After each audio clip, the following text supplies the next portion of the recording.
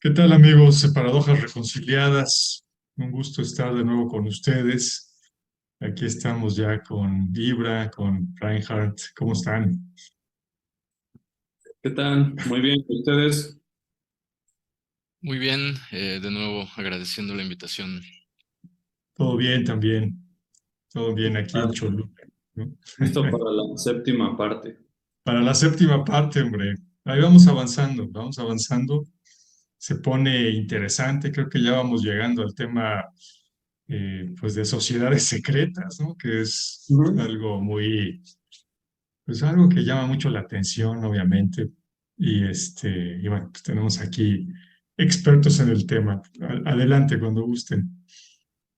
Muy bien, bueno, pues gracias de nuevo por estarnos acompañando a todos y por seguir hasta este capítulo 7 que se pone bueno. El 7 cabalístico le tocó a las sociedades secretas, ¿no?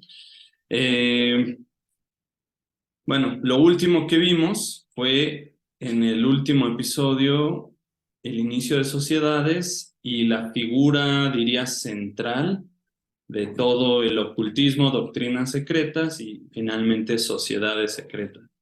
¿Quién es este? Todd el Atlante. Entonces, bueno, voy a compartirles.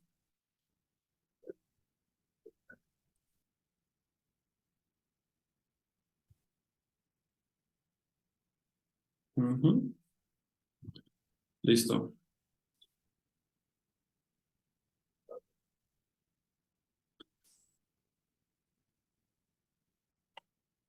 Todos pueden ya verlo, ¿verdad?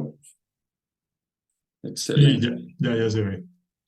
Bueno, pues ahora que sí está Ibra, se va a poner buena la cosa porque pues estamos hablando de una figura que ya se había mencionado. Tot es mejor conocido como el dios egipcio de la escritura, de los conocimientos. Es prácticamente quien le da todos los rasgos civilizatorios a Egipto, la arquitectura, etcétera. Entonces es el que posee ese conocimiento y que lo transfiere a los humanos de alguna manera. Esa figura se repite en varias culturas, a veces por un solo dios, a veces por un grupo de dioses. En este caso, Tot, de Egipto en adelante, se comienza a tomar hacia otras culturas o a identificar con otros de sus dioses como Hermes, por ejemplo, en los griegos, Mercurio en los romanos y así, ¿no? Entonces, por sus enseñanzas se le conoce como Tot Hermes Trismegisto, que es el tres veces grande. Tiene asociadas lecturas muy interesantes. Por ejemplo, muchos de los que nos siguen seguro reconocen el nombre de El Kybalión. El Kybalión es, digamos, la obra central de un hermetismo condensado y que se puede de alguna manera considerar como un acercamiento inicial a todos estos conocimientos. Yo recomiendo que sí le den una leída. Es al parecer de tres iniciados, le llaman ese libro, y que fue escrito por tres iniciados de Todd, ¿no? Entonces, bueno, como tal, si nos vamos más atrás de Egipto, ¿por qué sería Tod el Atlante? Pues porque se dice que él viene de una isla que estaba al oeste de los Pilares de Hércules. Entonces, pues todos suponemos que es la Atlántida, ¿no? Y hay una tableta ligada a él, esa tableta esmeralda y el Corpus Hermeticum y una gran cantidad de obra que se le atribuye a él o la tradición misma ocultista se le atribuye a pues una eh, digamos una sucesión, ¿no? De todos esos conocimientos.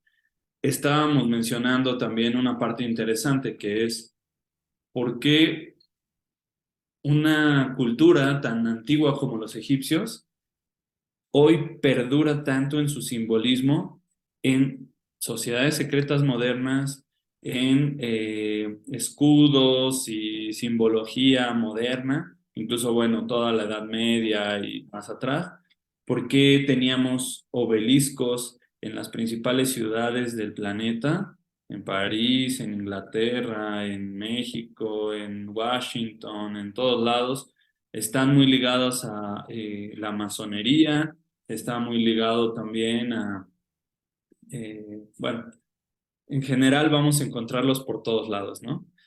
Y las pirámides, el ojo que todo lo ve, muchos simbolismos que vamos a decir por qué están haciendo ahí, incluso la cruz, ¿no?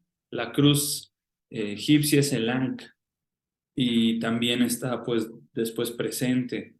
De hecho, si nos vamos un poco más profundo, esto algunos ya lo conocerán, algunos les romperá la cabeza. Horus era un carpintero que tenía 12 discípulos y que también pues sufre ciertas cosas que otro personaje por ahí que a algunos se les hará conocido como Jesús de Nazaret, pues también realizó, ¿no? Entonces, estamos hablando de un Todd Atlante, de un Todd 3 veces grande que permea todas las culturas, de un Todd que es un símbolo, perdón, y de un Horus que es un símbolo solar, que es un símbolo que también en el cristianismo se lleva. Y entonces aquí empiezan a cazar símbolos hacia la cultura egipcia que podríamos definir si en algún lugar pervivió este conocimiento de forma muy condensada y muy pura, es ahí, ¿no? Y después solo vamos a ver cómo se repite de cultura en cultura, mismos símbolos, Mitra, Adonis, mismo símbolo del dios solar, ¿no? Entonces, bueno, nos podemos ir por ese lado, pero no vamos para allá. Solo es un gran ejemplo de que a ese nivel de la religión más importante del mundo tenemos los mismos símbolos. Incluso mencionábamos en la Plaza de San Pedro está el mismo obelisco al centro, ¿no? Entonces, ¿por qué no hay una cruz? ¿Por qué no hay algo más cristiano? ¿Qué tiene que hacer un condenado obelisco? Hay que preguntarnos esas cosas. Cuando vayan a iglesias antiguas, cuando vayan a otros templos de otras culturas, cuando vayan a ruinas, siempre fíjense mucho en los símbolos, porque mucho de lo que vamos a ver aquí es donde empieza a hacer las conexiones. No sé si tengas comentarios, Ibra. Claro que sí, claro que sí, siempre, ¿no? Sobre todo del tema de Thoth, Hermes. En efecto, ¿no? Tenemos registros de Thoth identificado como Thoth el Atlante en uno de los, si recuerdan, que fue el tercer capítulo, donde comencé a participar, mencionamos algunas fuentes históricas, sobre todo preplatónicas, ¿no? Porque habíamos hablado que todo lo que se habla de Atlantis casi siempre proviene de Timeo y Critias, ¿no? De Platón, que a su vez viene de Solón, pero en ese mismo capítulo mencionábamos que una de las fuentes más antiguas con respecto a Atlantis justamente está en el libro egipcio de los muertos, ¿no? Que era un texto, por un lado, funerario, pero no hay que confundir eso con que fuese exclusivo del proceso de la muerte, ¿no? Sino que más bien es un libro iniciático, ¿no? Y donde, como señalabas, Reinhardt, Todd se le reconoce como el gobernante de una isla ubicada al oeste que fue destruida y que trae a los sobrevivientes de esta isla de Egipto, ¿no? Ahora, esto es interesante por diferentes razones. Una es la que también mencionaste al final de por qué encontramos en estos centros de poder, ¿no? Washington, el Vaticano, ¿no? O incluso la propia Roma, ¿no? ¿Por qué encontramos obeliscos que en teoría tendrían que ser exclusivos de Egipto, ¿no? Y esta es la parte interesante porque lo que Tot exporta, digamos, de Atlantis a Egipto no son únicamente sobrevivientes, sino condensados de la sabiduría filosófica o espiritual, podremos decir, o las dos cosas, una filosofía espiritual que predominaba en Atlantis, ¿no? Entonces, esto es interesante porque es la puerta de entrada a lo que se convertiría la magia egipcia, ¿no? Ahora, la magia egipcia está profundamente vinculada con tres elementos que son una constante en las posteriores sociedades secretas que se fundan en Europa, ¿no? La magia egipcia tiene 3 pilares, ¿no? Que es el pensamiento, la palabra y la emoción, que también se encuentran codificados quizá de una forma no tan clara, pero eh, evidentemente está ahí, en la filosofía de Jesús, de Cristo, más bien tendremos que decir, ¿no?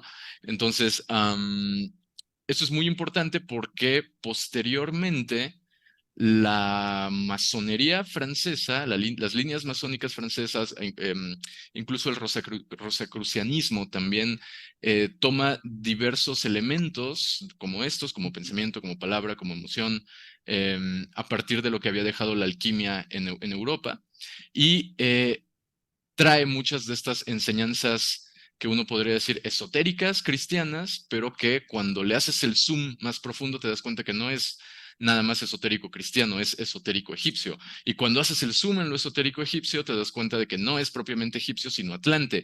Y eso explicaría por qué gran parte de las sociedades secretas francesas se empiezan a repetir estos elementos simbólicos en común con Egipto, con el cristianismo, etcétera, etcétera. Entre ello incluido por qué tenemos obeliscos, que son básicamente la manera egipcia de entender las antenas, o mejor dicho, la manera atlante de entender las antenas, ¿no?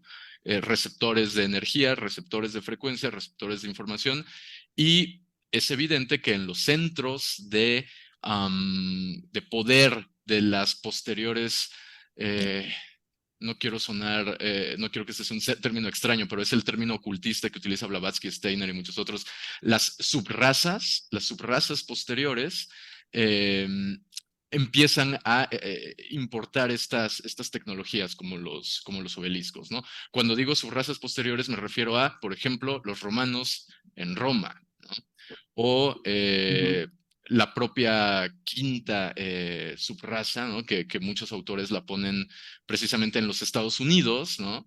Donde actualmente, vamos a decirlo así, por casualidad, convergen prácticamente todas las razas existentes, ¿no? Y de hecho, en prácticamente 20 años, o quizá menos, en 10 años, no olvidemos que la sangre latinoamericana será la minoría, por decirlo de alguna forma, la minoría más grande dentro del territorio de los Estados Unidos, ¿no? Entonces, de aquí podemos extraer muchas cosas, ¿no? Hay autores en México que también trataron de hablar de todos estos temas más cosmológicos con la finalidad de revivir un cierto sentimiento nacionalista, ¿no? Por ejemplo, el muy criticado José Vasconcelos en su momento trató de hacer esto, ¿no? Etcétera, etcétera. Pero bueno, tampoco me quiero extender demasiado, esas son algunas cosas por las que es importante Tot, por las que es importante Egipto, ¿no? De hecho, también hay otras cosas bastante interesantes. Por ejemplo, Tot ya había sido mencionado por Hesiodo en la Teogonía, ¿no? Y de hecho, según otro filósofo, Sincelius, Tot había escrito la leyenda de Atlantis y varias referencias a la filosofía espiritual atlante en unas columnas que se encontraban en unos templos subterráneos. Esto lo dice un texto egipcio, ¿no? El libro de Sotis. Se encontraban en unos templos subterráneos y que estas columnas habían sido talladas por el mismo Tot. Ahora, esto es súper interesante porque tanto filósofos griegos como romanos no se sabe cómo, porque de acuerdo a la historia y a la arqueología moderna no existen esas columnas.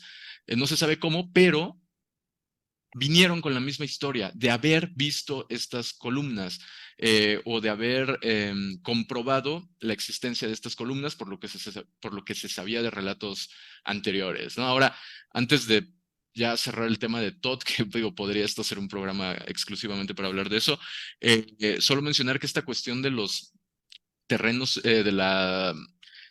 de los centros subterráneos, templos subterráneos donde se encontraban estas columnas, también aparece en los posteriores relatos que hace un psíquico, del que estaremos hablando aquí en su momento, Edgar Cayce, que habla de estos centros subterráneos, ¿no? De manera coincidente con lo que nos están diciendo las leyendas sobre Thoth, y que esto ha sido avalado por descubrimientos de última tecnología bastante recientes, ¿no? Donde si bien no se ha podido comprobar que abajo hay dos columnas que tienen tallada la historia de Atlantis, ya es prácticamente un hecho de que hay instalaciones subterráneas, cámaras subterráneas debajo de la Esfinge, ¿no? Y todo el área, que no olvidemos que es la meseta donde están también las pirámides. Entonces, justo esto, volvemos a lo mismo, no es nada más en una parte mítica, sino que hay indicios científicos, que es al final lo que le gusta mucho a esta sociedad para darle validez a las cosas. Hay indicios que sugieren que esto es así y de hecho, pues también la importancia que tiene Thoth, que tiene Hermes para los griegos y que, como bien mencionaba Reinhardt, muchas veces no se sabe si hablas de una historia, de un mito, si hablas de un personaje o si hablas de varios personajes, ¿no? En el caso de Thoth, cuando lo vemos desde su vertiente griega, Hermes suele ser un poco confuso porque se habla de tres iniciados, ¿no? Cuando tú tienes el Kybalión, ves que como autor dice tres iniciados, y desde la propia magia egipcia se le da una respuesta a esto, que es una respuesta esotérica, no es una respuesta histórica, ¿no? Pero cuando se habla de tres iniciados, se está hablando de los tres grados de iniciación que se necesitan para llegar a la magia, ¿no? Que es básicamente el grado de guerrero, el grado de mercader y el grado de sacerdote, ¿no? Y posterior a eso, por eso Hermes es el tres veces grande, porque él concluye su proceso de guerrero, de mercader y de sacerdote, y el cuarto proceso es el mago, ¿no? Que a su vez eso está relacionado con los cuatro elementos, etcétera, etcétera, mucho simbolismo de fondo, pero bueno, eso creo que es lo que podemos decir para no extender esto demasiado. Y yo nomás quería un comentario rápido. Bueno, está vigente todo esto en sociedades secretas que yo alguna vez tuve oportunidad de entrar bueno, no entrar, sino estar ante las puertas, porque no, realmente no entré, de un templo Rosacruz. No voy a decir en dónde va, para, pues, pues bueno, guardar ahí la confidencialidad. Pero entré a las instalaciones, pero dentro de las instalaciones, pues estaban las puertas del templo. Estaban cerradas, no había actividad alguna en ese momento. Y obviamente pues no siempre puedes entrar tú como no iniciado, ¿no? A lo mejor de repente, pues sí, hay algunas ceremonias, pero pues, normalmente nada más entran los que ya tienen alguno de los grados, de los tres grados que comentaba Ibra. Y bueno, las puertas eran hermosas y los motivos eran totalmente egipcios, ¿no? Estaba ahí Isis y estaba Horus y había unos pilares así como el que trae ahí, eh, como el que trae Tot, el pilar Jet, ¿no? Entonces, pues, o sea, digo, si te gusta eso, pues era fascinante. Realmente era todo un ambiente que evocaba toda esta simbología, ¿no? Y toda esta ciencia egipcia que, como bien decían ustedes dos, pues bueno, hay que analizar, no quiero decir es un misterio, pero hay que analizar por qué sigue siendo vigente, ¿no? Hasta ahora, miles de años después, seguimos estudiando estos jeroglíficos, seguimos entendiendo, seguimos encontrando y seguimos 4.500 sorprendiéndonos. años después de que empiece el Egipto dinástico, ¿no? Claro, claro. Muchísimos Sí, años. por lo menos, no recuerdo bien la fecha, pero por lo menos desde que cae el último reducto del culto a Isis, ¿no? Que es el templo de File. Creo que es por ahí del siglo cuarto, siglo quinto, ¿no? Después de la era común o después de Cristo, como quieran llamarle. Pero pues seguimos aquí viendo y por qué y de dónde y qué significa y por qué se paraban así, y por qué le ponían cabeza de ibis y por qué era tres veces grande, etcétera, etcétera. Y eso es muy importante, Gabriel, porque tú dices, seguimos aquí viendo por qué nosotros, porque no somos iniciados, Claro, sí, pero se claro, enseña a otro nivel en estas sociedades secretas. Entonces, grábenselo bien todos. Es un conocimiento no accesible a todos, es un conocimiento secreto, oculto, por eso es esotérico, es lo que se enseña al interior, no es exotérico, lo exotérico es la verdad como manifiesta, ritual, dogmática, pero el conocimiento esotérico es adentro de los símbolos un verdadero significado o un significado más profundo y a varios niveles, dependiendo tu iniciación. ¿Qué se les ocurre a ustedes y también pónganlo en el video? Que pudiera ser tan importante para guardarlo por miles de años y no compartirlo. O sea, ¿de qué naturaleza tiene que ser lo que se sabe ahí y lo que se hace y por qué se perpetúa de esta manera? Bueno, Pues estamos hablando de poder. ajá, perdón, ahí interrumpo tantito. Yo ahí tendría dos comentarios y bueno, para mí eso es, ¿no? Por un lado, hay esta historia, este mito en Egipto de el libro de Tot, ¿no? El libro de Tot, pues es un libro que contiene toda la magia utilizada durante la creación del mundo. El mito dice que Tot estuvo presente cuando Ra crea el mundo, ¿no? Y efectivamente, tal como dice Ibra, pues Ra lo crea con su palabra, con su pensamiento y con su emoción. Incluso hay quien dice, por ejemplo, algunas interpretaciones, hay una interpretación que dice que realmente Tot es la lengua de Ra, ¿no? Está relacionado con la palabra, pues es el Dios de la escritura. Entonces, bueno, hay toda una historia de Cain Wasset, un mago que está buscando el libro de Tot y bueno, todos los peligros y misterios que encuentra y demás. No, no es a lo mejor momento de contarlo, pero imagínense, o sea, preguntaba Reinhardt, ¿qué puede ser que se esté ocultando durante tantos años conservando? Pues imagínense todo ese conocimiento de cómo se crea el mundo, ¿no?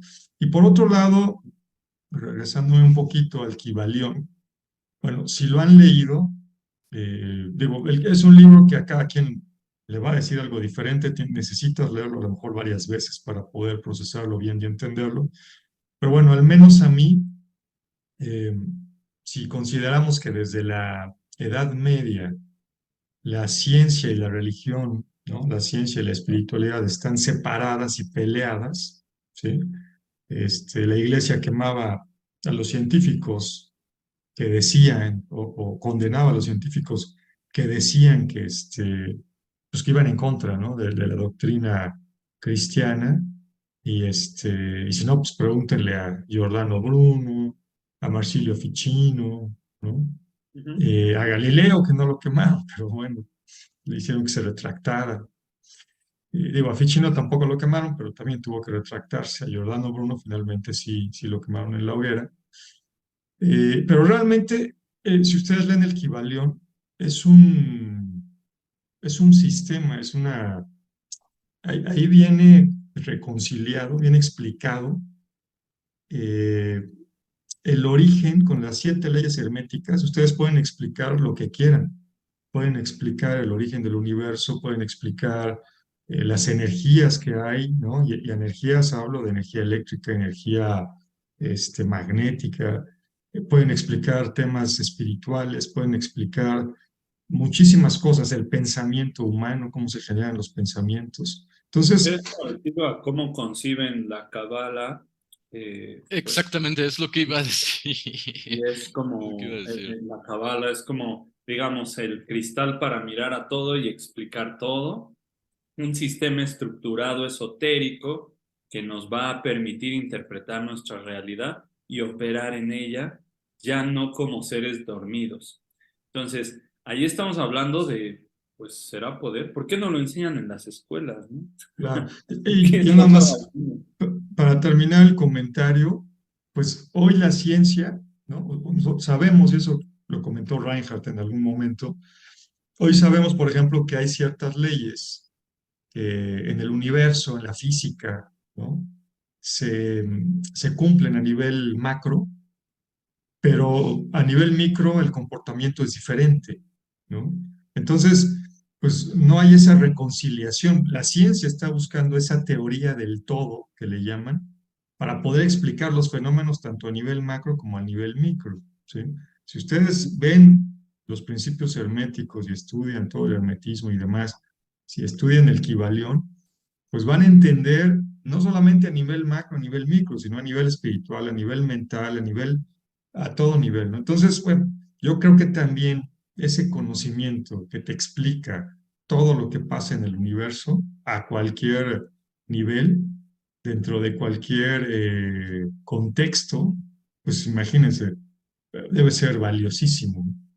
Por ejemplo, un punto muy importante que acabas de mencionar se ejemplifica en que todos los grandes pensadores, científicos, inventores, o la gran mayoría, y me arriesgo a decir el 90%, eh, o han pertenecido a estos grupos o se han convertido en místicos también, y son una fachada menos conocida. El mismo Isaac Newton era, pues, fundador de la masonería moderna, ¿no?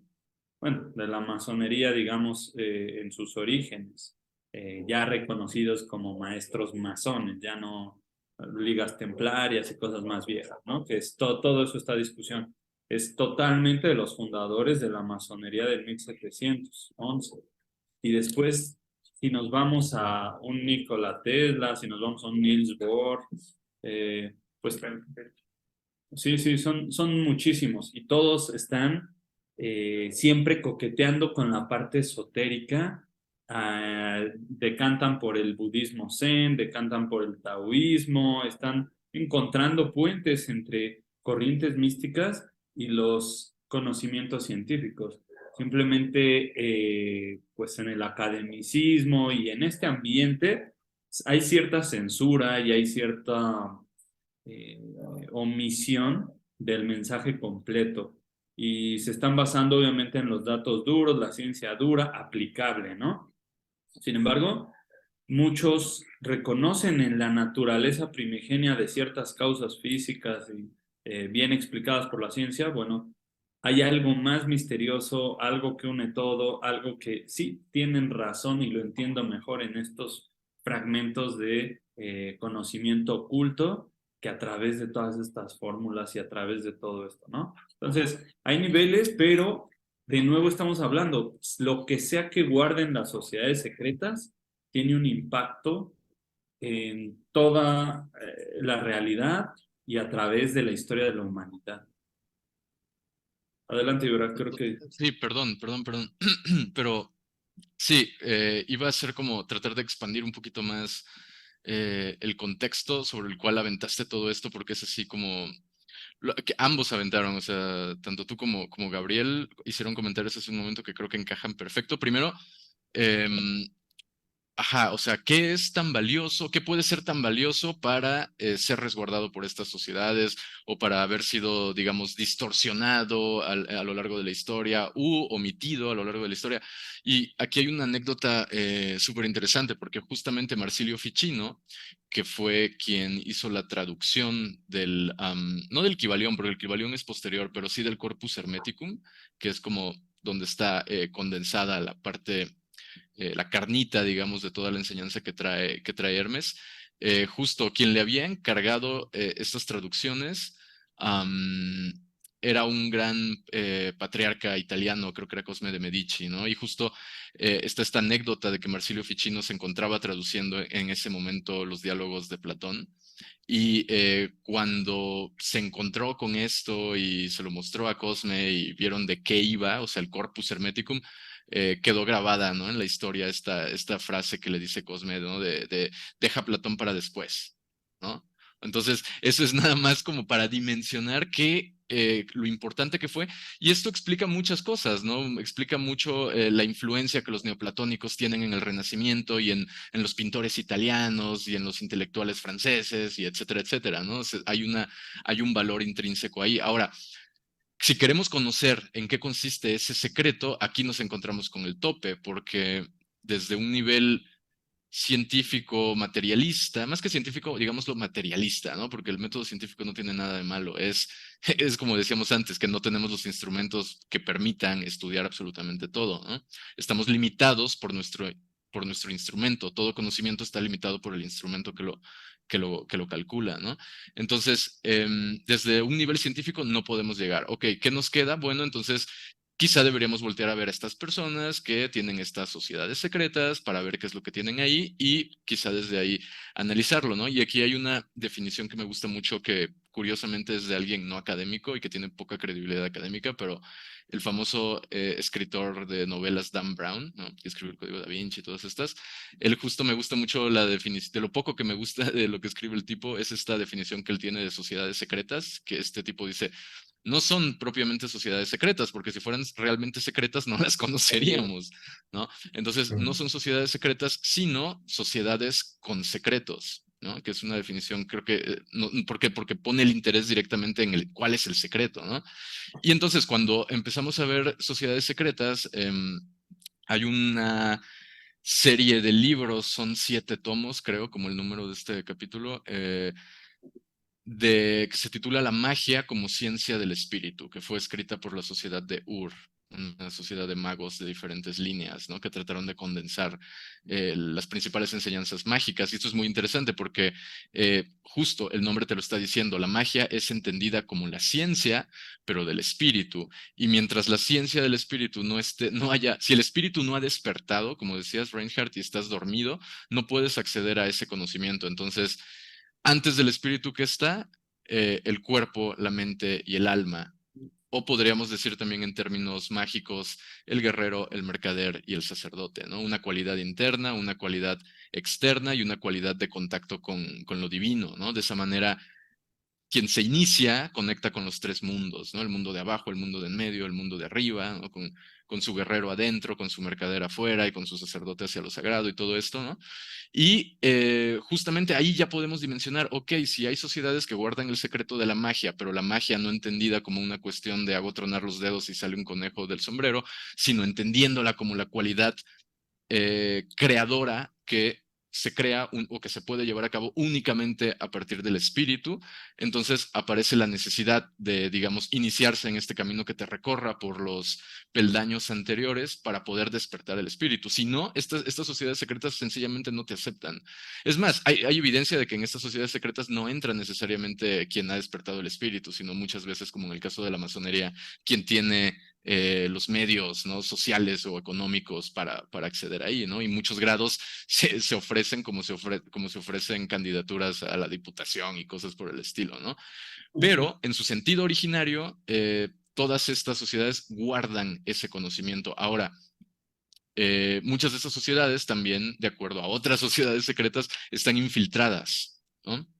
Y ahí es donde se explica gran parte de las agendas o de los intereses que estas sociedades secretas promoverían sobre las altas esferas políticas que rigen los centros de poder de la sociedad contemporánea, ¿no? Entonces, ahí hay cuestiones muy interesantes, desde secretos guardados del antiguo Egipto, como el hecho de que no sé, hay una serie de evidencias que sugiere que podían haber tenido corriente eléctrica dentro de los palacios, por ejemplo, ¿no?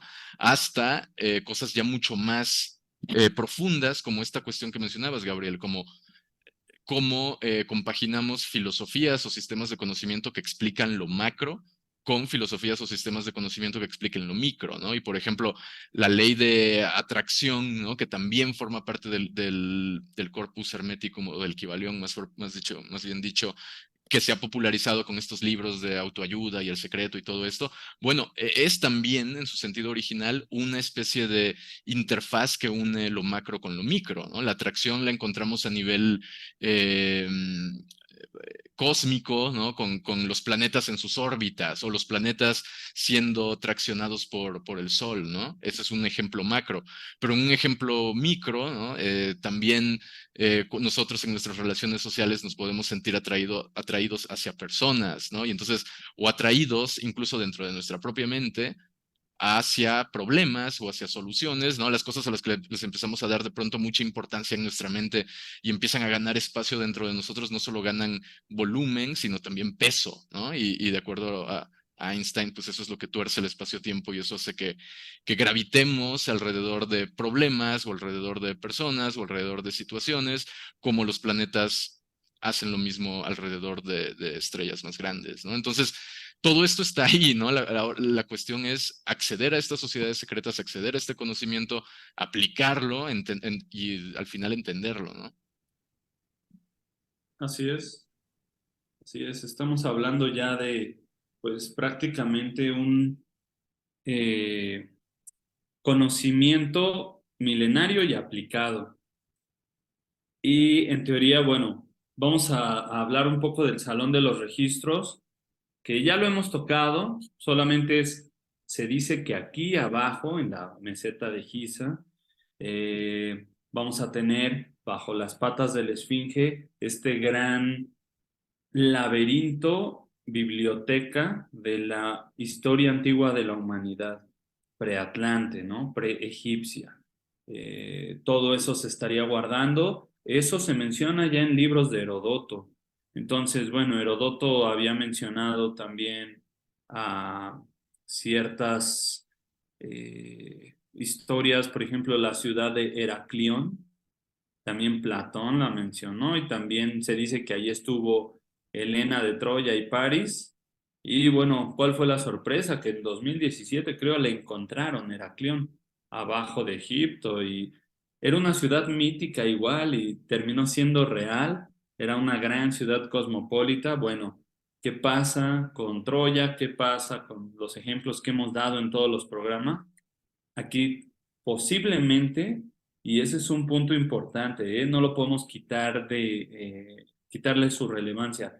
Posiblemente por todos los estudios que se han hecho y con tecnología mucho más avanzada, se ha detectado que pues existen cámaras, espacios huecos bajo esta zona de la meseta de Giza, pero no hay permisos. ¿Por qué? ¿Quién los tiene que dar? ¿Cómo tiene que ser? Imagínense la cantidad de información que puede estar ahí, si no es que ya la han accesado y simplemente no lo dan a conocer. Como en otro punto se ha comprobado que también se hizo en las pirámides, ¿no? En algunos salones, etcétera. Simplemente cuando ya entran ahora, dicen, está vacío, nunca hubo nada aquí. Construyeron todo eso, no había ni una momia, ¿no? O sea, no estaba ni, es un monumento mortuorio, pero no encontramos cuerpo, ni sarcófago, ni nada. Es va a ser la cámara del rey, de la reina y el pozo de Osiris y ya. ¿Qué? O sea, ¿es en serio? Y ya nadie va a hacer más preguntas, muy bien. Entonces, esto hay que pensarlo en esa manera, ahí está, y hay mucha gente hoy que es disidente, tan solo de la Esfinge y de su edad. Existen muchísimas evidencias que indican que estamos hablando de un monumento de mucho más antigüedad, casi el doble, y por algunas alineaciones astronómicas y otros estudios, hay quien asegura que es del 10.500 antes de Cristo, cuando la constelación de Leo salía junto con el Sol en ese momento frente a la Esfinge, ¿no? Por el horizonte. Alineaciones astronómicas que existen en todos los monumentos importantes del mundo antiguo. También mencionar ahí la erosión que se puede ver a los pies de la pirámide también sería, podría estar relacionada a, a un posible desgaste sí. a partir del contacto con el agua, ¿no? Entonces esos también son estudios que ha hecho Robert Schoch, ¿no? También profesor de geología en una universidad en los Estados Unidos, ¿no? Y él ha trabajado con John Anthony West y mucha de esta gente que estudia egiptología alternativa, ¿no? Y han llegado como a estas conclusiones. La cuestión aquí, volvemos a lo mismo, es que cuando tú le preguntas a un arqueólogo, cuando sacas tú este argumento de lo que sería astroteología, ¿no? O sea, o astroarqueología más bien, sencillamente te dicen, bueno, es que eso es otro campo, eso no aplica a lo que estamos viendo acá, y estas asociaciones que tú puedes hacer entre constelaciones y tal, más bien son como arbitrariedades, ¿no? Como bajo esta premisa de, la mente ve lo que quiere ver, ¿no? La mente va a encontrar un sentido o un significado. Y es la razón por la que no se hacen estas conexiones, ¿no? Pero también, justo habíamos mencionado antes a Edgar Cayce, ¿no? Que justo habla de que ahí abajo hay túneles y hay cámaras, los radares muestran que abajo hay túneles, hay cámaras, luego tienes a otros filósofos, ¿no? Está Manetto, me parece que era, que también tenía, él decía que la estela de Isis estaba abajo de estas cámaras, ¿no? Donde estaba también este laberinto. Y tienes a varios griegos y a varios romanos que quién sabe de dónde sacan la extraña historia de que estuvieron en los laberintos, de que vieron las columnas, ¿no? Entonces, Y si tomas en cuenta otras cuestiones, como el hecho de que, por ejemplo, la persona que estaba a cargo de todo el trabajo arqueológico, o más bien, digamos, de conservación en esa zona en Giza, era este egiptólogo Zahir Awasi, ¿no? Que, Ah, no. ajá, Zahir Awaz, ¿no? O Zahir Awasi, que curiosamente es un tipo que llega a ser director de toda la parte arqueológica de Egipto, habiendo estudiado con una beca dada por nada más y nada menos que la Fundación Edgar Cayce, ¿no? Ujú. La fundación de este vidente que dijo que abajo habían, ok, esa fundación le dio una beca para que estudiara arqueología y egiptología a esta persona, Zahir Awaz. Él llega a ser director de esto y el tipo cierra el acceso, ¿no? Y el tipo incluso ha vetado a investigadores alternativos como Graham Hancock de que pongan un pie en Egipto, por ejemplo, ¿no? Sí, Entonces, de hecho, todo eso sí lo vamos a ver muy a detalle. Vamos a ir, tenemos hasta un video por ahí. claro, claro. Entonces, sí, es muy importante todo lo que sucede con la esfinge, les va a volar la cabeza y tiene muchísimo para dar. Y lo que dice Ibra, lo que dice Ibra acerca de la erosión, aquí la podemos Ujú, ver en la parte izquierda ujú, inferior donde tienen surcos hacia abajo también, no solamente horizontales, también verticales, y hablan de erosión pluvial, ¿no? O por agua, y que bueno, la última vez que hubo esa cantidad de agua en el Nilo, incluso con las subidas, etcétera, para hacer ese tipo de erosión en esas rocas tan duras, pues tendría que tener una antigüedad mayor a los 5000 antes de Cristo, ¿no? Entonces, ¿quién estaba ahí para construirla? No se sabe. Y si quieren investigar más a fondo, hay ciertos objetos y eh, cosas que pueden ustedes aludir a ellos. Las pirámides de Nubia del Imperio Kush, por ejemplo, dentro de, bueno, en esa zona arqueológica se encontró un huevo de avestruz que le llaman el huevo de Nubia. Y en ese huevo existe grabadas tres pirámides y un río. Entonces, pues, ¿dónde hay tres pirámides y un río? Justamente aquí en Giza. Entonces, es muy, muy interesante porque ese huevo tiene 3700 antes de Cristo como edad aproximada.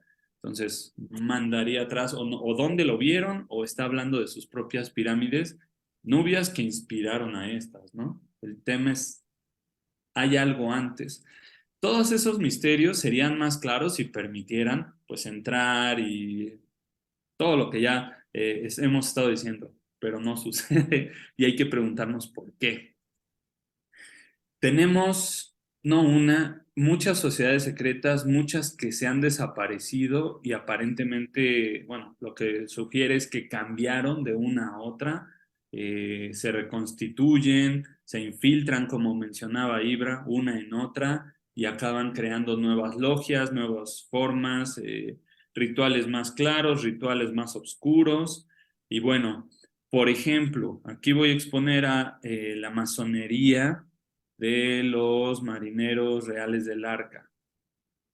Estos, este grupo de marineros tiene fuerte presencia, por ejemplo, en Argentina, me parece que en Inglaterra y en otro país europeo que no recuerdo, pero están especializados, son totalmente adeptos a estudiar el diluvio en todas sus formas, todas las culturas que hayan sido. Eso es lo que estamos viendo aquí. Entonces, el diluvio lo marcan como un antes, un después, le dan una relevancia histórica, aunque, como dicen, para los iniciados se les da una cara y para los no iniciados otra, ¿no? Entonces podrían decir, ah, no, es solo porque nos gusta este mito, pero estudiamos cosas y queremos mejorar al mundo desde las sombras y desde por qué en un grupo separatista? ¿Por qué no todos pueden pertenecer? ¿Por qué si es tan valioso su conocimiento, no lo pueden compartir? ¿Por qué si los masones han estado atrás de la historia, al menos desde el 1700 abiertamente, por ejemplo, en sí, Constitución de América? Todo América se fundó sus independencias, sus cambios, los regímenes, etcétera, ya sea por la logia yorquina o de rito escocés y algunas pues variantes de las logias de la francmasonería, Simón Bolívar, Hidalgo, todos los grandes independentistas, pues han sido masones conocidos y aún al día de hoy, la historia que te enseñan en la escuela no tiene nada que ver con sus raíces masónicas, pero ellos te aseguran que en sus templos, en sus logias, tienen la historia verdadera, tienen los verdaderos propósitos. También te aseguran que todo ha sido por un bien mayor, por civilizar, por acercar al humano a un mejor desarrollo, una sociedad con un mejor desarrollo. ¿Y por qué tiene que ser de esa manera y secreto? A veces se justifican con que había poderes fácticos que evitaban, querían mantener el poder, mantener a la gente en las sombras, bueno, dormidos, y que ellos tienen que operar de esta manera, ¿no? Pero ese es el mismo cuento de todas las sociedades secretas en toda la historia. Necesito cierta privacidad para generar unos cambios que les van a convenir a todos, pero al final creo que nos convienen más a nosotros mismos, ¿no? Entonces, la masonería es una de tantas, obviamente, y bueno, de estos grupos, porque nos podríamos extender en muchos grupos de sociedades secretas, los mismos Illuminati, o sea, que están tan sonados, que son el centro de las teorías de conspiración, el ojo que todo lo ve, los mismos Illuminati. Mucha gente obviamente cree que es como el chivo expiatorio de todos los males del mundo, ¿no? Así lo quieren pintar y ya está, se ridiculiza, ya sale en series, ya sale en todos lados. Dicen, bueno, ¿y de dónde surgió la idea? Bueno, los Illuminati fueron una sociedad secreta real, fueron fundados en Bavaria y pues fueron expulsados por un orden papal, o sea, hay documentos reales de su existencia, se crean al interior de la masonería y al parecer tienen pues mayor relevancia cuando los expulsan de Europa, pues a dónde creen que vinieron, en masa a América. Se cree que nunca se desmembraron realmente y quedaron dentro de otras sociedades, controlándolas todas y bueno, tejiendo hilos. ¿Y cuáles eran sus fines? Vamos a decirlo de forma muy breve, pues un solo culto, una sola moneda, un solo régimen grande, global, para que pueda el humano desarrollarse, alcanzar la luz, por eso los iluminados. Pero vale la pena mencionar que antes de ellos, bueno, y surge a partir de los jesuitas, a partir de un jesuita llamado Adam Weishaupt, que pues funda al interior de la francmasonería el iluminismo. Pero antes de esto es en Baviera, en el Mayday, en 1776. Pero, por ejemplo, Adam Weishaupt era, imagínense la persona que se hacía llamar a sí mismo Brother Spartacus, y eso no es único. En la historia tenemos también a los Roshania de Afganistán, que también quiere decir, pues, iluminados, alumbrados, la luz. Está el House of Wisdom, que se fundó en Egipto, en el Cairo. Están los alumbrados que se fundaron en España en 1600 y que la Inquisición condenó en 1623, o los de Illuminated Guilheginet en Francia de 1654. O sea, hay una idea de la luz como simiente, como creación, como revelación, y ellos la guardan y ellos la van a esparcir por el mundo cuando cumplan su cometido, ¿no? ¿Qué clase de conocimiento debes de tener para asegurar que ese es tu cometido? O sea, ¿de qué naturaleza es, no? ¿Por qué lograrías todo eso si tus fines llegan pues a buen puerto? Y de esas sociedades es de donde surgen algunos de los personajes que vamos a ir ahora explorando y a través de su obra tratar de hacer todas las conexiones a Atlantis y pues a esta historia antigua y a las sociedades secretas. No sé si tengan ahí comentarios. Bueno, ¿quieres que ya entramos de lleno con Steiner? Claro, si no hay comentarios, de lleno con Steiner. Sí, o sea, digo, podría hablar, ¿no? Y hablar y darle vueltas a lo que dijiste, pero creo que ya dijiste lo esencial. O sea, creo que tenemos esta idea de que, bueno, quizá el conocimiento que guardan estas sociedades es auténtico o proviene de una fuente auténtica, pero en mi opinión lo que ha pasado es que los individuos que entran a estas sociedades no están a la altura del conocimiento que se guarda ahí y eso hace que muy fácilmente el aspecto creador que guarda todo este conocimiento acerca de la luz, porque luz está conectada ahí por etimologías griegas también con voz, ¿no? La luz con también incluso el volumen, ¿no? Viene del lumen, de luz también. Entonces, o sea, es esta cualidad de que de la luz se puede crear la materialidad, ¿no? A través de la voz, ¿no? Entonces, eso hay Ujú. una triple etimología bien interesante. Pero esto mismo, que puede ser antídoto, también puede ser veneno, ¿no? Y es lo que hemos visto cuando diferentes sociedades secretas o diferentes filosofías esotéricas terminan derivando en poder político, ¿no?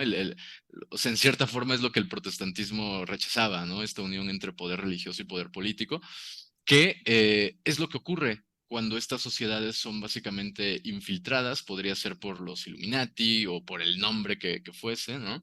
De hecho, incluso recuerdo en algún, no sé si ya mencioné esto en algún episodio anterior, pero en algún momento me topé con un libro que mencionaba acerca de una reunión secreta en Viena, donde estaban presentes varias de estas personas, ¿no? De los Illuminati y tal, y que se reunieron con nada más y nada menos que Plutarco Elías Calles, ¿no? Y que la finalidad de todo esto había sido darle el dinero para la creación de un partido político en México que lograra mantener por algunas décadas o cientos de años el control de esa región, ¿no? Sin la necesidad de una dictadura militar y todas estas cosas, ¿no? Sino manteniendo El ahí un... simulacro de la democracia. Exacto, sí, sí, sí, tal cual. Entonces es nada más para ver cualquier lectura geopolítica que se quiera hacer de la realidad sin considerar el aspecto oculto está incompleta. ¿Por qué? Porque tú puedes pensar, esas son tonterías, son supersticiones o lo que quieras. Bueno, pues resulta que las personas que están moviendo los hilos de esta agenda, resulta que también son unos bárbaros ignorantes que creen en supercherías, ¿no? Lo estoy diciendo en tono irónico, ¿no? Pero a lo que me refiero es, hay que estudiar eso, aunque nos parezca una estupidez, porque las personas que están haciendo estos grandes movimientos geopolíticos, de alguna forma pareciera que están siguiendo también las agendas marcadas por estas sociedades secretas, ¿no? Entonces, a partir de eso podemos entrar un poquito con Rudolf Steiner, ¿no? Es importante aquí entender que este señor Steiner crea básicamente un sistema filosófico espiritual que es la antroposofía y digamos que tratando de resumir a grandes rasgos sus enseñanzas, ¿no? Lo que él decía al respecto, pues nada diferente a lo que dicen otros místicos y ocultistas, ¿no? En el sentido de que, en efecto, Atlantis existió, Atlantis no es una cuestión que viene nada más de Platón. Y lo interesante de Steiner es que hace esta conexión, ¿no? Entre Atlantis y los planos espirituales, los planos cósmicos, ¿no? Steiner, en cierta forma, también retoma un poco las ideas de Blavatsky acerca de una evolución de las razas, lo cual es otro argumento para que a nivel mainstream este conocimiento no quiera ser tocado, ¿no? Porque obviamente hablar de evolucionismo, ¿no? En un sentido de razas es algo que puede ser políticamente incorrecto, ¿no? En los términos modernos, ¿no?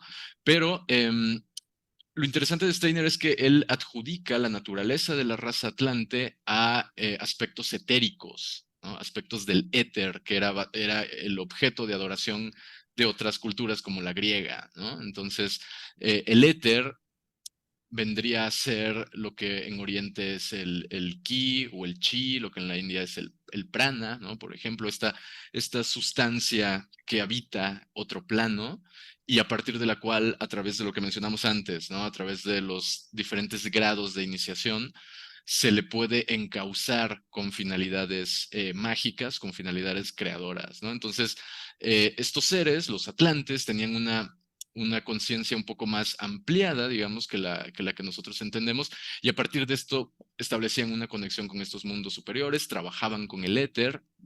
Y eso es lo interesante, que esto no se quedaba únicamente como una cuestión de poderes psíquicos o de misticismo y todas estas cosas más etéricas, sino que se trataba de también bajar a eso a tecnología, ¿no? Entonces Rudolf Steiner habla de cómo el uso del éter podía conjugar el control de las fuerzas de la naturaleza y que de esa forma el pueblo atlante habría llegado a realizar proezas, ¿no? Habría hecho hitos históricos que hasta el día de hoy seguimos cuestionando, ¿no? ¿De verdad existía Atlantis? ¿De verdad podían vivir 64 millones de personas en todo el reino? Como dice, por ejemplo, el Chilam Balam, ¿no? Que cuando se destruye la isla, de la cual también el propio Chilam Balam habla de que los mayas venían de ahí, etcétera, etcétera, era una isla que tenía 64 millones de personas como población, ¿no? Entonces, todo esto, ¿cómo podía existir hace 10.000 años una sociedad de 64 millones de personas? Bueno, de acuerdo a Steiner, tenía que ver mucho el control que tenían los atlantes del éter, ¿no? Ahora, ¿qué es lo que ocurre? Bueno, él, al igual que Edgar Cayce, que Manly Palmer Hall, que Elena Blavatsky, que muchos místicos, adjudica el declive de Atlantis a, incluso que Platón, es también lo que Platón habla, a una decadencia del reino, ¿no? A una, visto en términos un poco más contemporáneos, podríamos decir, moralidad, ¿no? Y un deseo excesivo de poder, ¿no? Entonces esto conduce a la caída del imperio, ¿no? Entonces, lo interesante de Steiner, pues ya nada más como para cerrar esto, es justo, ¿no? La relación que él hace de los atlantes con la evolución de las razas humanas y la evolución a nivel espiritual, ¿no? La evolución, podríamos decirlo así, de la conciencia también, ¿no? También ahí es importante, o sea, sí hay esa parte que hoy sonaría políticamente incorrecta, pero bueno, se dice y ya, ¿no? No pasa nada. Ujú. Es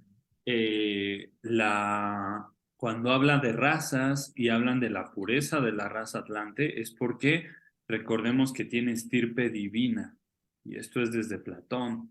Entonces, hablar de conexión etérica es porque son una humanidad superior o son una humanidad descendiente de algún ser superior. Claro, Entonces, le da una cualidad que no podemos ya obtener. Y parte de la caída de Atlántida como civilización fue su mezcla. Lo dicen, se fue diluyendo su parte divina poco a poco en las mezclas que hubo de Atlantes con otras razas y también sí en la decadencia de pues sus valores. Con cada mezcla y con cada dilución fueron más propensos a caer por esos deseos y cosas ya más impuras, ¿no? Entonces sí, es así, esa es la parte que también se menciona y es muy consistente y muy constante cómo aparecen los libros del 1800 para acá, ¿no? Claro. Esa Y parte. ahí hay un comentario en ese tema, ¿no? Que está muy satanizado, el tema de la pureza de la raza, obviamente. Pero, pues vamos, si tú lo analizas y tú ves, por ejemplo, cómo se comporta la naturaleza. ¿Qué pasa, por ejemplo, cuando cruzas un burro con una yegua, por ejemplo, ¿no? Pues sale una mula que es estéril. Entonces, dices, bueno, a nivel inclusive naturaleza, pues las mezclas no logran grandes cosas. O sea, si tú ves, por ejemplo, no sé, los tigres, los felinos, pues no se mezclan entre ellos. O sea, no es que por de manera normal vaya un tigre y se busque a una leona, ¿no? O sea, van y buscan más bien a los de su raza. Y bueno, también, si, no sé, un ejemplo muy sencillo, bueno, tenemos aquí unos conocidos que pues son de estas personas que les gusta mucho de repente darle asilo a perritos de la calle, ¿no? Bueno, muy loable. Uno de ellos, de hecho, pues tuvieron que sacrificarlo porque ya van 2 veces que muerde a la esposa, ¿no? A la mamá, a la mamá de esta familia.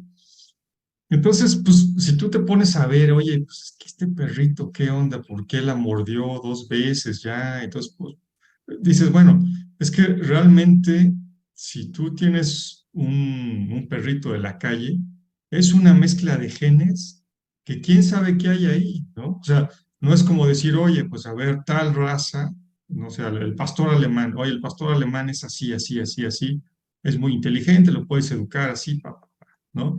Oye, el chihuahua, no, pues el chihuahua es así, así, así, tiene tal temperamento. Si tú empiezas a mezclar todo eso, pues ya quién sabe qué tienes ahí, ¿no? Ya, pues de alguna manera se pierde ese carácter, esas características que pues inclusive, no sé si les ha tocado ver, seguramente sí, ya hasta, vamos, todo el tema inclusive físico, estético se pierde. De repente ves unos perros bien cabezones, ¿no? O sea, cabeza tamaño pastor alemán, en un cuerpecito como de perro salchicha, ¿no? Unas patitas bien cortas. Entonces, pues ya no es algo eh, que A vaya ver, a yo no prosperar, soy, ¿no? yo no soy biólogo o genetista. Conozco que hubo una gran cantidad de homínidos en el pasado, que con eso pues empezamos, o sea, la evolución de los homínidos tuvo Sí, muchas ramas, tuvimos muchos primos de humanidades muy cercanas, al final predominó el Homo sapiens y dentro del Homo sapiens, al menos en un punto en la historia, se distinguían pues diferencias raciales por los rasgos fenotípicos y localizadas en un punto, ¿no? del planeta.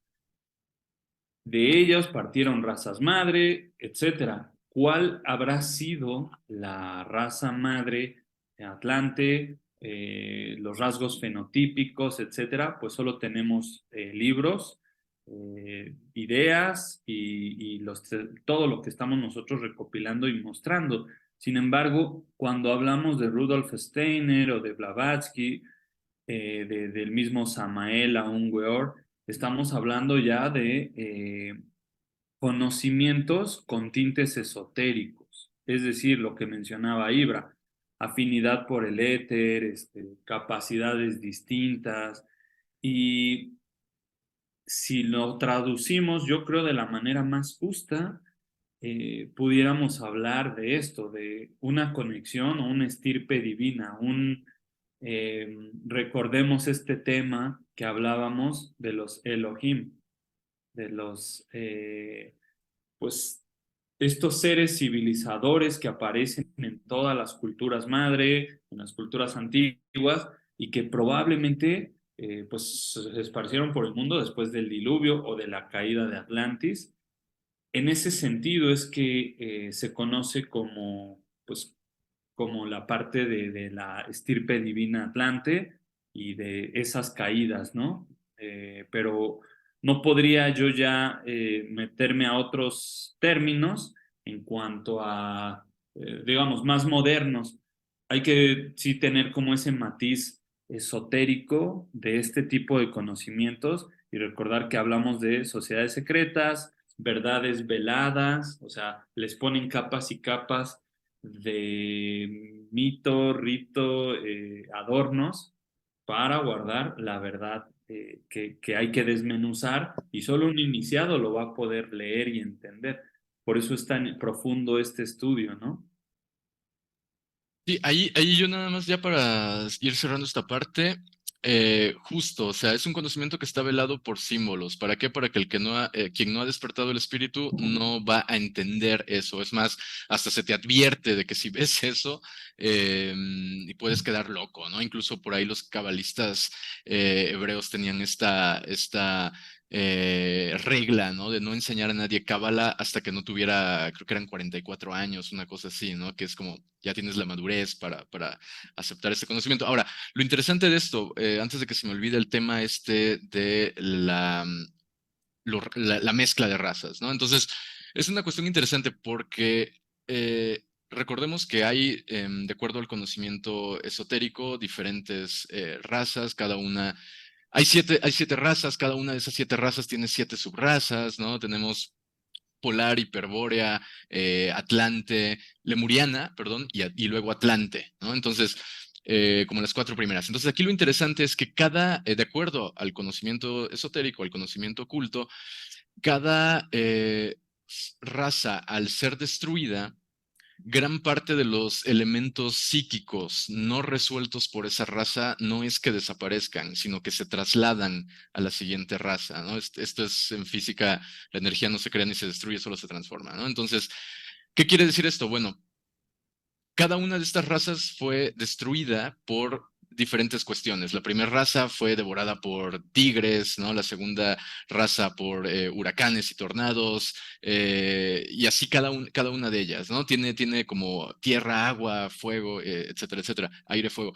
Entonces, lo interesante aquí es que, en teoría, la raza Atlante habría trasladado todos los elementos, los conflictos, lo no resuelto de la anterior raza lemuriana. Y así nos podemos ir para atrás. No es como que este sea un error que cometieron los atlantes, porque realmente si lo pensamos con calma, si no hubiera habido esa mezcla, no habría continuado la civilización, ¿no? Entonces, realmente esa mezcla de los atlantes con los otros pueblos, en cierta forma, facilita la supervivencia de la especie, ¿no? Ahora, ¿qué decíamos? Bueno, que si nos vamos hasta atrás en el tiempo, encontramos estas leyendas que mencionas, Reinhardt, sobre los diferentes dioses que vienen de la tierra, eso que se le podría llamar ángeles, ¿no?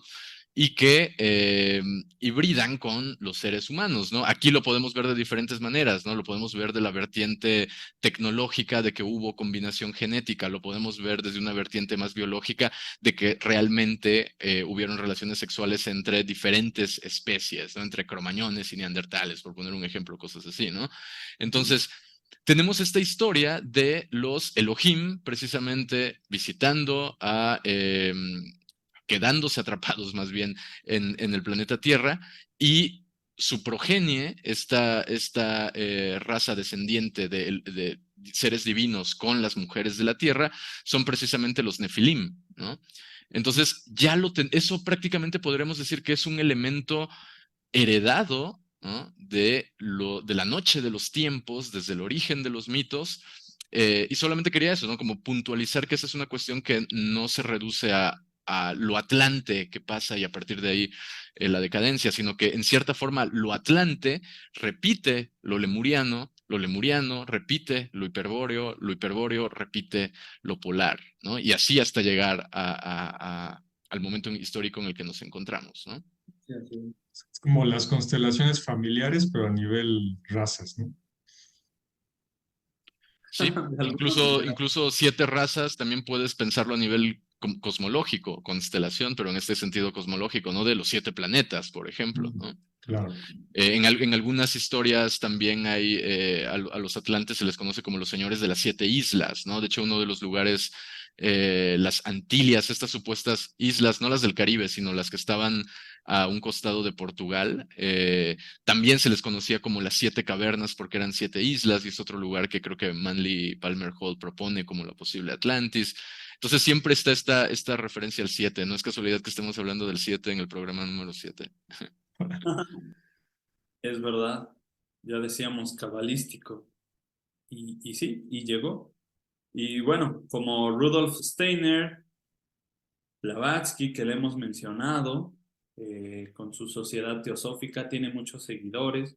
Hizo un gran intento por unir ciencia y religión para pues todos estos conocimientos, y se dice que fue iniciada en sociedades secretas asiáticas y muy ancestrales. Fue a Tíbet, estuvo en templos de India, también vino, me parece, a México en un punto. Entonces es una recopiladora de mitos e historias. Muchos dicen que tenía mucha imaginación y era buena escritora y que están fantásticos sus libros con esa óptica, pero que no guarda nada real ni de conocimiento. Bueno, ahí es donde empezamos a hablar. Eh, un conocimiento esotérico jamás va a tener la pinta de un conocimiento científico, académico. Entonces, cuando empiezas a ver los puentes de conocimiento entre todo esto, los símbolos que está usando tan solo la sociedad teosófica, es como vamos a volvernos más universales en el conocimiento. Y esa es la propuesta, ¿no? Y empiezan a salir a la luz, a aflorar muchos de esos temas que hasta el momento habían estado ocultos. Entonces, se vuelve un periodo muy importante en la historia. Tenemos, bueno, su mismo lema de la sociedad teosófica: no hay religión más alta que la verdad. Entonces, ya tratar de quitar las máscaras. De hecho, tiene un libro que se llama Isis sin velo, y pues de eso es de lo que va el movimiento teosófico, y por eso es tan grande Blavatsky, ¿no? El impacto que causa en el mundo, pues hasta nuestros días se sigue vendiendo. Ustedes vayan a cualquier librería, pregunten y ahí van a tener toda su obra traducida, y no es poca, ¿no? Es bastante amplia, e impactó en muchos personajes de su tiempo, como el mismo Nicolás Roerich. Este es un místico ruso que también se dice fue a la parte de Asia, al Tíbet, en busca de Shambhala, que es este reino subterráneo donde vive el rey del mundo, se dice. Que René Guénon y otros personajes en la historia también lo habían ya mencionado, y que algunos de ellos nunca se conocieron, pero decían que habían ido y que lo conocieron o que escucharon los rumores, y se dice que hay entradas a Shambhala, ya lo habíamos comentado, en el desierto de Gobi, en Tíbet y en otros puntos, hacia estas ciudades Shambhala, Shangri-La, Agartha, ¿no? Se dice que están en guerra entre Shambhala y Agartha.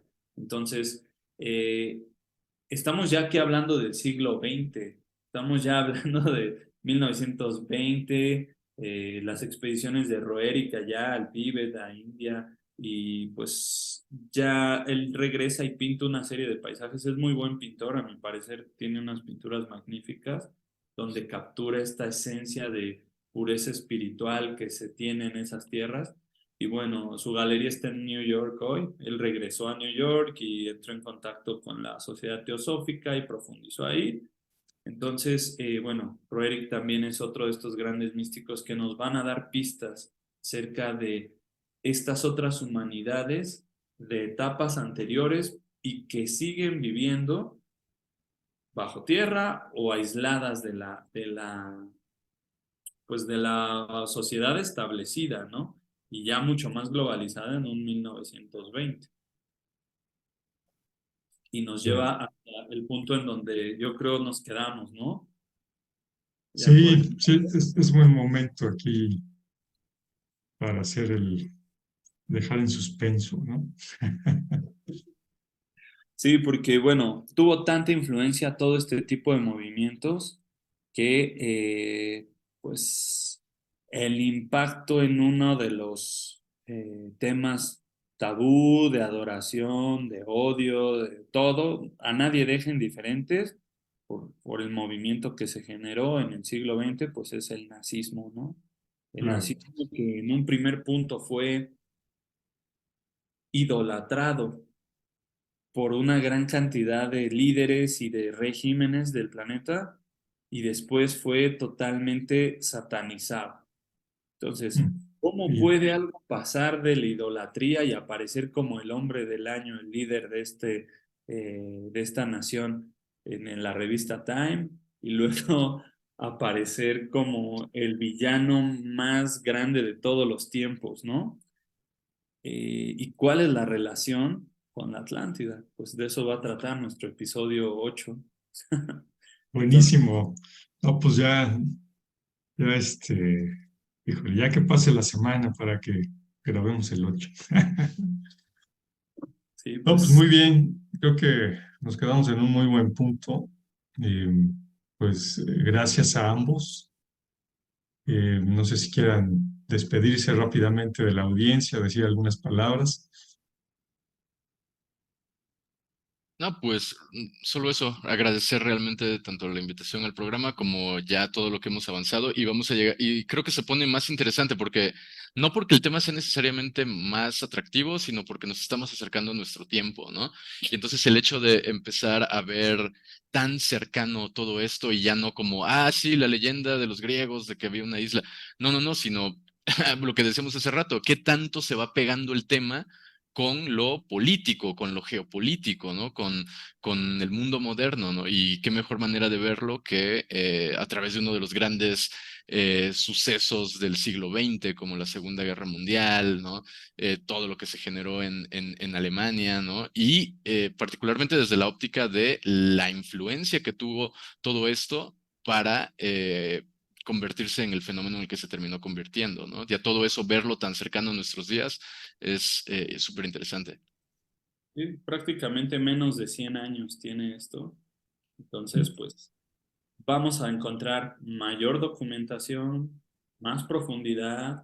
O sea, ya estamos hablando de que hay más tecnología, hubo más libros, de nuevo documentación, archivos, investigaciones, Sí, financiamiento para las investigaciones. Toda ayuntamientos, la todo. gente que fue a, ajá, lo vamos a ver más adelante, ¿no? Pero la gente que fue a Shambhala y a Gartha y todo esto, iban con dinero de gobiernos, ¿no? Y habían intereses y agendas de diferentes gobiernos por llegar a todo eso. Como mencionábamos anteriormente, ¿no? Hasta antes de la Segunda Guerra Mundial habían libros. Era un tema normal en antropología hablar de Atlantis, hablar de civilizaciones perdidas, y de pronto fue como que, ¡pum!, cerremos ese libro y nadie vuelve a hablar de esto, ¿no? Sí, Claro. sí.